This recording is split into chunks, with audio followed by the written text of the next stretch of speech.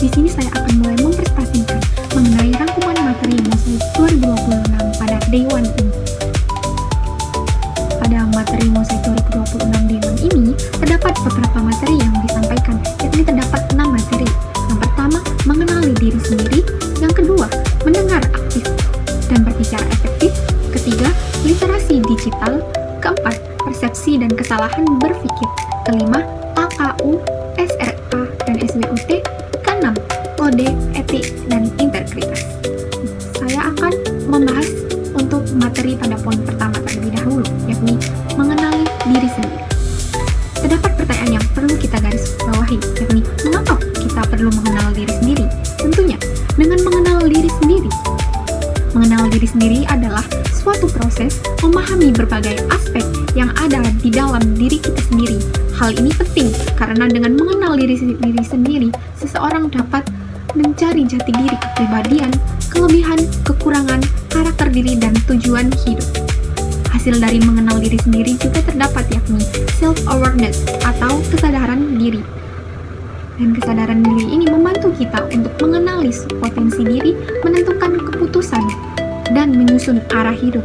Yang tentunya kedua juga tidak kalah penting, yakni dengan setelah kita mengenal diri kita sendiri, kita bisa mengembangkan diri kita. Yakni mengembangkan diri berarti proses sadar dan berkelanjutan untuk meningkatkan bakat, minat, pengetahuan, dan keterampilan. Cara mengenali diri bisa kita lihat atau dibantu dengan mempelajari MBTI, Myers-Briggs Type Indicator, yang dimana dapat digunakan sebagai alat refleksi untuk memahami kecenderungan cara belajar, berkomunikasi, dan mengambil suatu keputusan. MBTI sendiri terdapat 8 subtype, yakni introvert, dan kebalikan introvert adalah extrovert. Yang kedua, sensing, kebalikannya intuisi. Yang ketiga, thinking, kebalikannya yakni feeling. Dan yang terakhir, judging, dan kebalikannya adalah perceiving. Setelah cara mengenali diri, kita tentunya dapat menentukan tujuan. Di sini terdapat konsep SMART, yakni S-nya spesifik atau jelas, M measurable, dapat diukur, A achievable, dapat dicapai, R relevant, T time bound atau ada batas waktu. Itu dengan menerapkan evaluasi diri, mana mempertahankan apa yang sudah kita lakukan secara baik, dan kedua, meningkatkan kemampuan apa yang harus ditingkatkan atau dikembangkan. Yang ketiga, hentikan. Stop atau hentikan kebiasaan buruk yang menghambat diri kita untuk lebih berkembang. Dan yang terakhir, mulai, yakni kebiasaan baru yang harus dimulai dan dibutuhkan. Dan menentukan tujuan terdapat contohnya, misalnya meningkatkan skill pemrograman dengan belajar 1 jam atau sehari selama 3 bulan. Tentunya tujuan menjadi jelas karena spesifik, terukur, realistis, relevan, dan memiliki batas waktu. Materi yang kedua yakni mendengar aktif dan berbicara efektif. Mendengarkan dengan penuh perhatian untuk memahami pesan lawan bicara dengan beberapa prinsip yakni pikiran terbuka, membedakan fakta dan opini, memahami maksud pembicara, hindari prasangka buruk, dan yang terakhir memberikan feedback yang sesuai.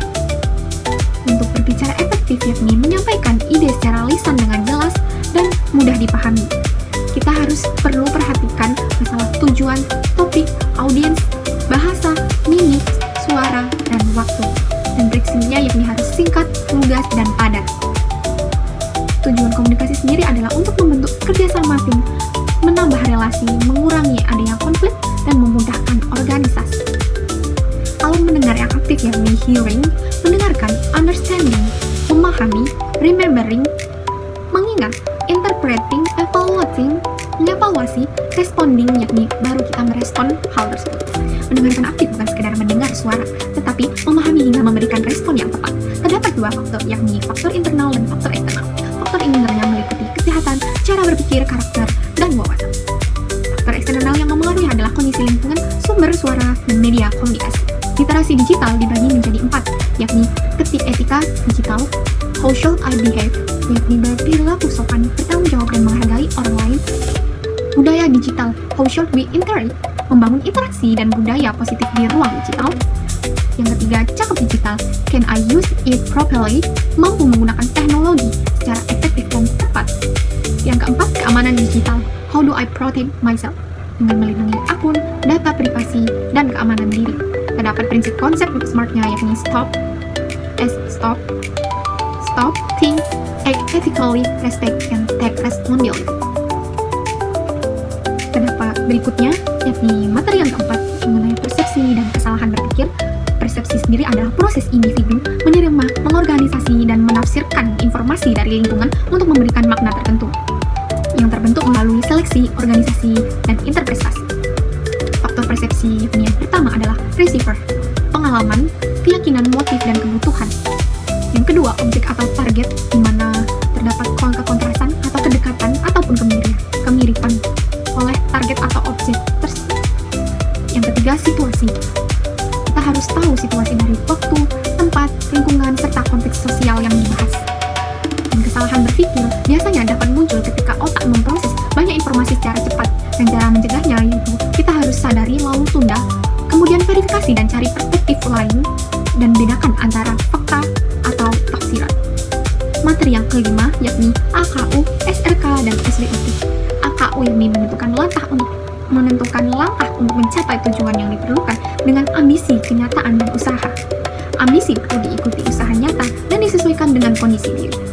SRK yakni sasaran, risiko, dan konsekuensi, yakni sesuai dengan kita harus belajar konsisten, ikut organisasi atau kepanitiaan, mengikuti lomba atau kompetisi, mengikuti pelatihan, mengembangkan skill, dan membangun relasi yang tentunya sesuai dengan SRK kita. Yang ketiga terdapat SWOT. Strength yakni kekuatan ataupun kelebihan, biasanya meliputi cepat belajar, komunikasi baik. Pada SWOT ini kita harus paham betul untuk diri kita juga.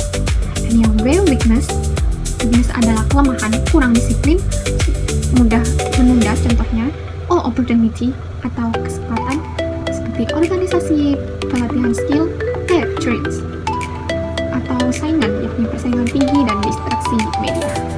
Untuk materi yang keenamnya ini yakni kode etik dan integritas.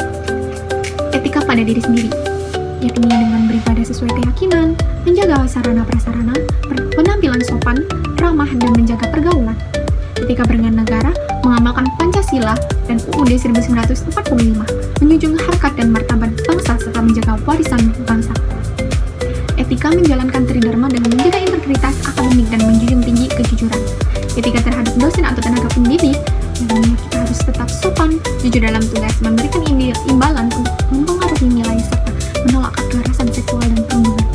Yang terakhir, etika terhadap masyarakat dan alam, menghargai orang lain, berkontribusi positif, menjaga kebersihan dan peduli terhadap lingkungan sekitar. Berikut benang merah dari materi yang dipaparkan pada Muslim Day 1 ini, dan terdapat quotes dari saya, yakni kenali siapa dirimu, pahami tujuanmu, kembangkan potensimu, lalu berpikirlah sebelum bertindak, dan selalu hadirlah dengan etika yang baik. Itulah yang saya dapatkan melalui pemaparan materi yang telah diberikan pada Muslim 2026 Day 1 ini. Sekian dari saya, mohon maaf bila ada salah kata maupun perbuatan. Wassalamualaikum warahmatullahi wabarakatuh.